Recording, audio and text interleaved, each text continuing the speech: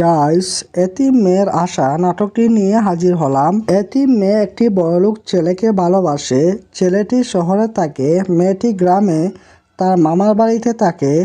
ছেলেটি এই এতিম মেয়েকে অনেক ভালোবাসে, মেয়েটিও ছেলেকে অনেক ভালোবাসে। কিন্তু ছেলের পরিবার ওই এতিম মেয়েকে চায় না। তারা চায় বড়লোক পরিবারে তাদের ছেলেকে বিয়ে করাতে।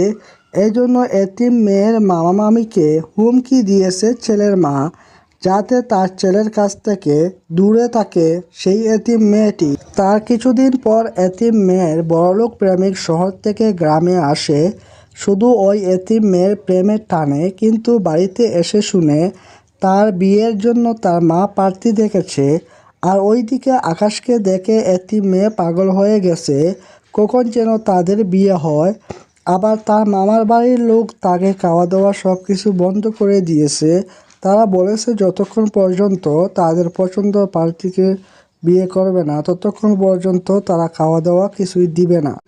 আকাশ শহর থেকে আসতে সময় অনেক কিছু এনেছে তার মায়ের জন্য এবং ভাইয়ের জন্য।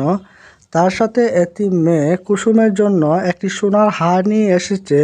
সেটি দেখে আকাশের মা তাকে বলল এটি কার জন্য। আকাশ বলেছিল তার প্রেমিকা কুসুমের জন্য। তখন আকাশের মা তাকে গালাগালি করেন এবং এতিম মেয়েকে ভুলে যেতে বলেন। এতিম মেয়েকে তার মামার বাড়ির লোকেরা তাকে বাড়ি থেকে বের করে রাস্তায় নামিয়ে দিয়েছে।